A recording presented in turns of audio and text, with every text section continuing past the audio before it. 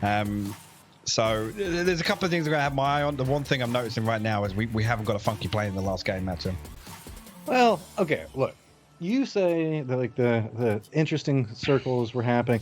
I find them fun circles. And I know the players don't agree, but I know I am an agent of chaos. I like to see rough circles because I love to see the way that these players handle them.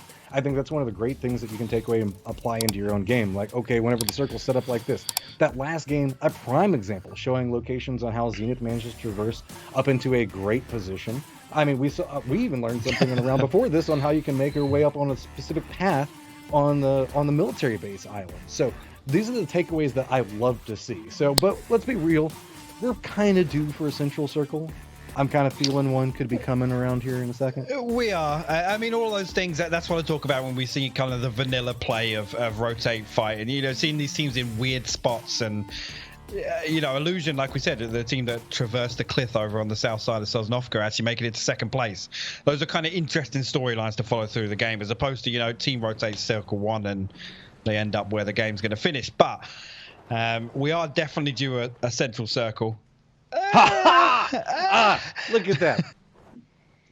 Yes, I mean, lots more teams have actually, again, not as heavy a stack towards the center as Game 3, but lots of teams managing to find their way in here. Gascans actually getting up onto Free Me Please inside this compound here, and yeah, they're actually going to find him straight away.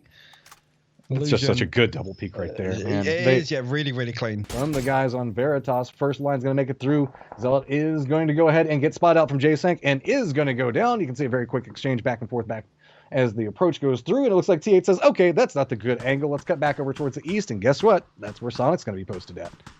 Gascan's position is pretty good right now, it feels as well. The question is, can they defend Monte Nuevo from the onslaught of teams that might try to spin in there? Looks like Veritas might be the first contender to think to do so. See Sonic's holding down their defensive line. ATC creeping up back behind them, but probably not going to encroach all the way into that point. First shot's going to come out from the Gascans. Does connect back over towards Michael. You can see the crash does land. And good defensive lineup coming out from the Gascans right now. Keenan's going to be playing along in a lot of very wide open windows.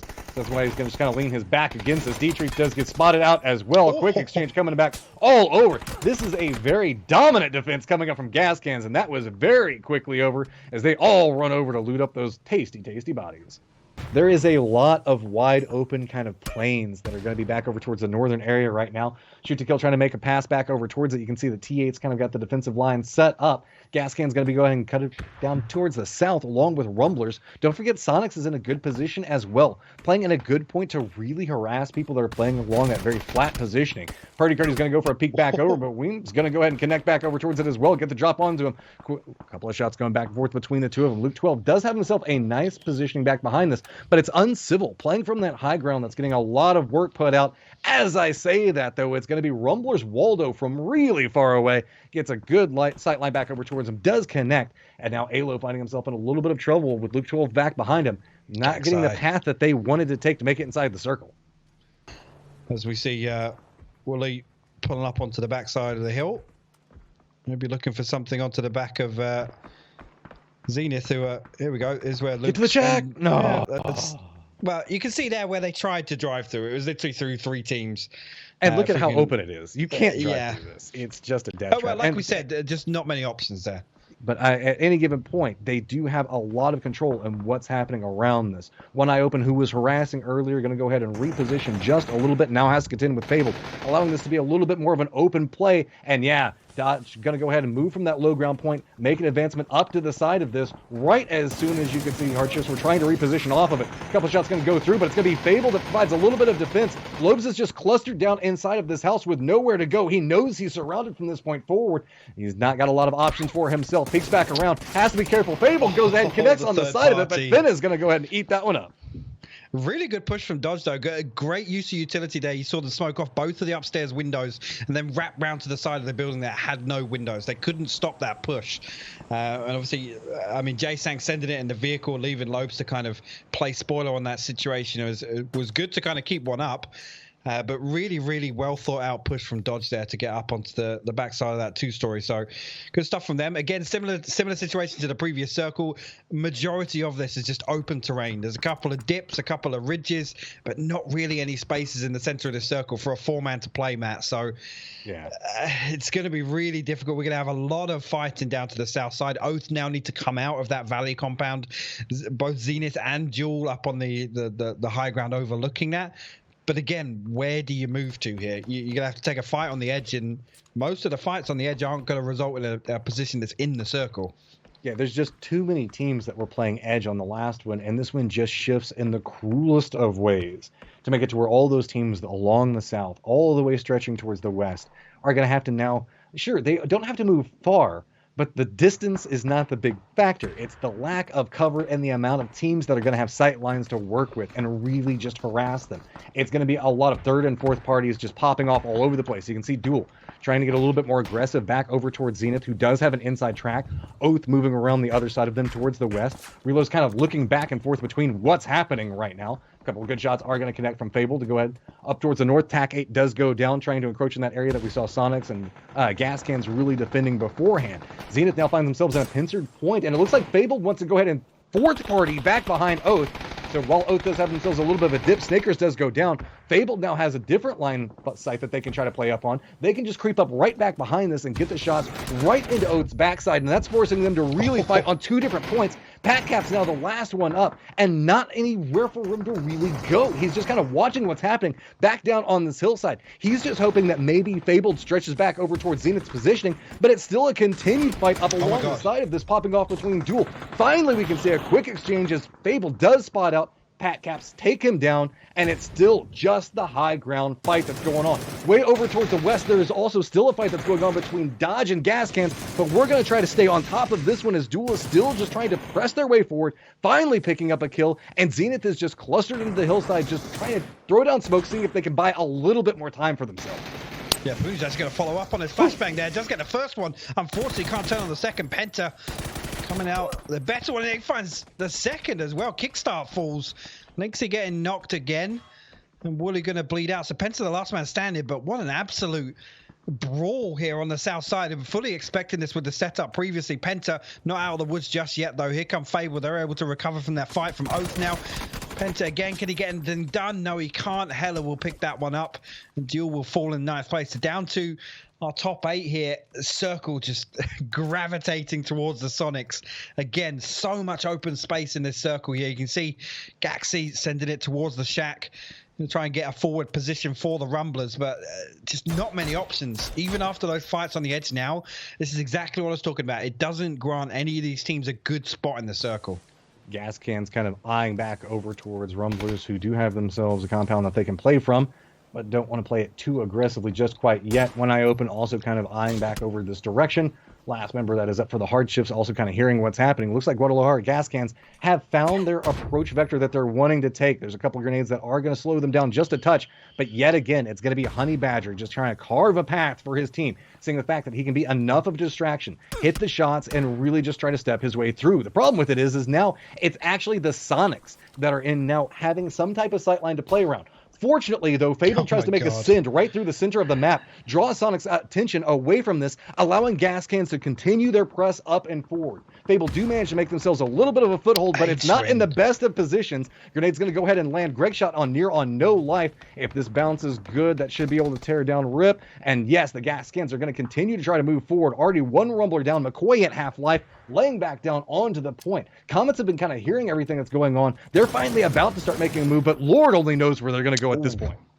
Yeah, Honey Badger really unlucky with that spray onto the backside of McCoy, but here you go, Nikos and Voxic going to try and pressure on towards Lost HD. He's got to hold down the hanger here. Voxic actually gets the trade on that. Nikos did fall, but they were stacked up so well that it didn't become an issue for them. And now McCoy down to low HP. He's got to hold the line here because we already know everybody else on Rumblers has fallen. It's the last man standing for them. So Gascan's up to 11 kills, looking to make it 12.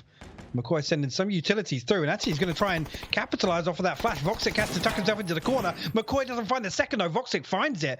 Rumblers will fall, and Gascans will cling to life on the edge here, Matt. ATC making that push back over, and now going to have to contest with Fabled that are just trying to creep right along this dip next to the road.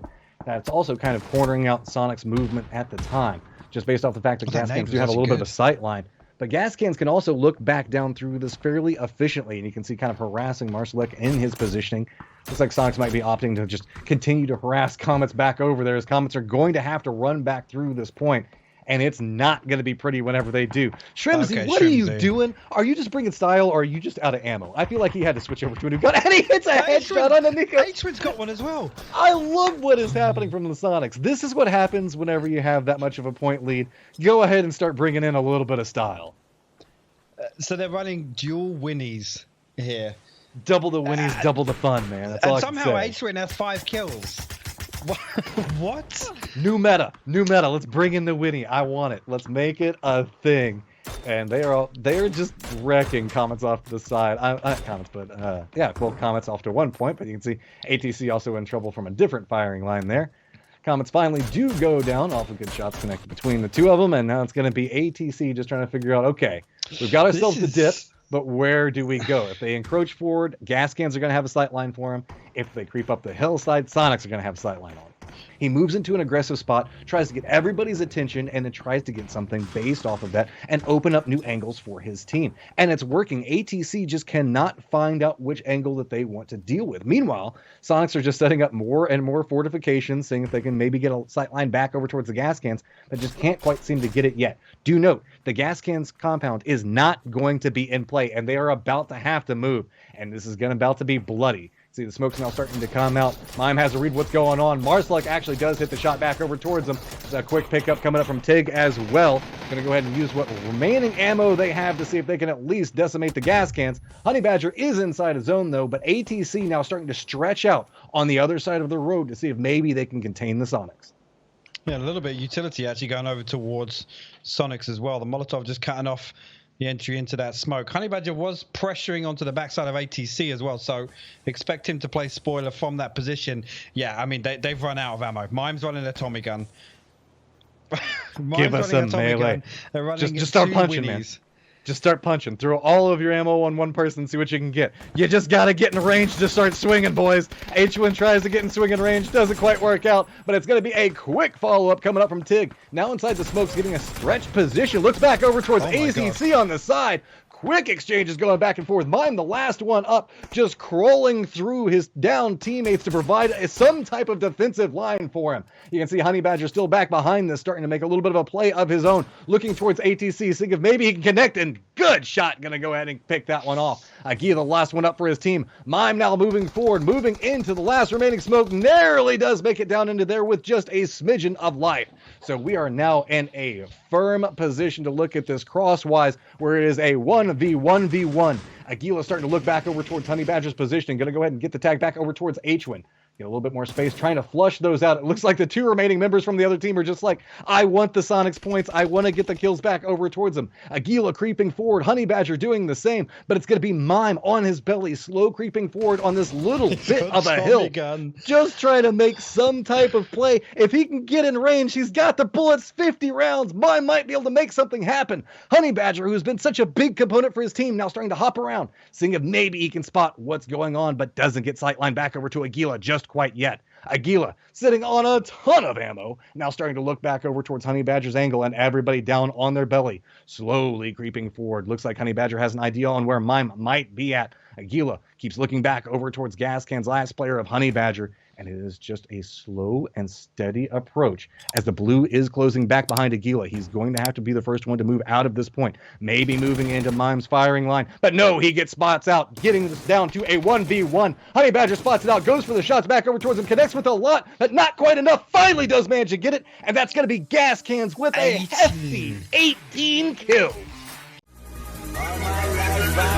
Money and power, respect my mind, no die from last y'all.